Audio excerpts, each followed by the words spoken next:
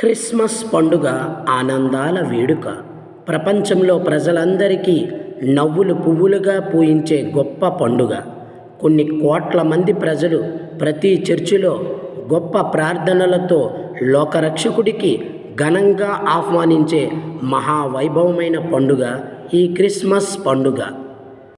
లోకమును రక్షించుటకై లోకరక్షకుడు దివి నుండి భువికి మాకై దిగివచ్చెను అని ఆనందముతో ఉప్పొంగి పరవశించి జరుపుకునే పరలోకపు పండుగ.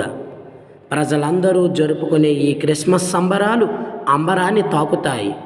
అందరి ముఖములో ఆనందమనే మెరుపులు మెరుస్తాయి.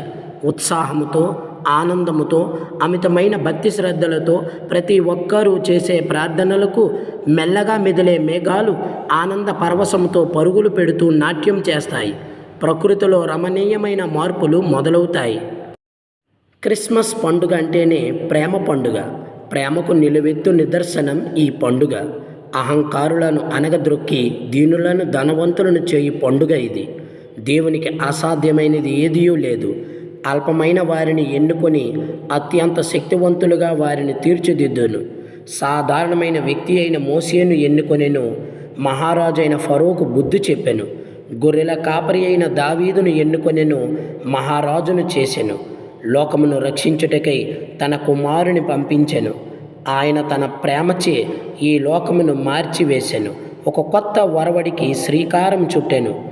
చిన్న చిన్న మాటలతోనే మనుషులలో అమితమైన పెద్ద మార్పులను తీసుకువచ్చెను.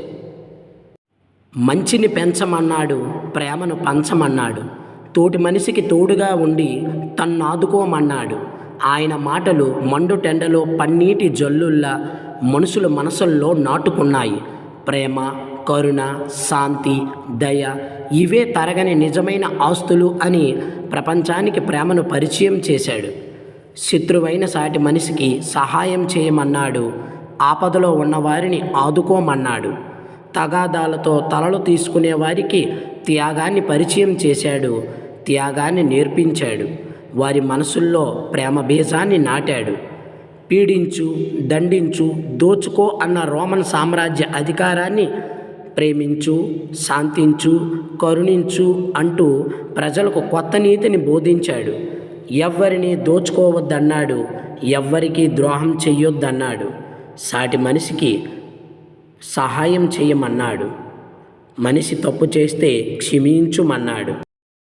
చేపలు పట్టుకోవడం తప్ప ఏమీ తెలియని వారికి జ్ఞానాన్ని పంచి వారిని జ్ఞానవంతులను చేశాడు. యేసుక్రీస్తు నడిచిన దారి అందరికీ ప్రేమ అనే వెలుగును చూపింది. వారిలో ప్రేమను పెంచింది. దేవునికి అసాధ్యమైనది ఏమీ లేదు. వినయాత్మలను వివేకవంతులుగా చేయును, అహంకారులను అనగద్రొక్కును. లూకాసు వార్త 1వ అధ్యాయం 46వ వచనం. అప్పుడు మరియమ్మ ఇట్లు పలికెను, నా హృదయము ప్రభువును స్తుతించుచున్నది. ప్రభు పట్ల భయభక్తులు గలవారి మీద ఆయన కనికరము తరతరముల వరకు ఉండును. ఆయన అధిపతులను సింహాసనము నుండి పడద్రోసి దీనులను లేవనెత్తును. ఆకలిగొనిన వారిని సంతృప్తిపరచి ధనవంతులను వట్టి చేతులతో పంపివేశాను అని పలికెను. కాబట్టి ప్రియమిత్రులారా, మనము ఈ క్రిస్మస్ పండుగ రోజున ఆయన బిడ్డలుగా, ఆయన భక్తులుగా, ఆయన మనకు పంచిన ప్రేమనే మనము మన తోటి వారికి పంచుదాం. ఆయన దారిలోనే నడుద్దాం. ఎల్లవేళలా మన మంచిని కోరుకొని మనలను ప్రేమించే మన తండ్రి దేవునికి కృతజ్ఞతాస్తుతులు చెల్లిద్దాం. క్రిస్మస్ పండుగ అంటేనే ప్రేమ పండుగ అని ప్రపంచానికి చాటి చెబుదాం. ఈ వీడియో మీకు నచ్చినట్లయితే లైక్ చేయండి, షేర్ చేయండి, సబ్స్క్రైబ్ చేయండి. అందరికీ ముందుగా క్రిస్మస్ శుభాకాంక్షలు.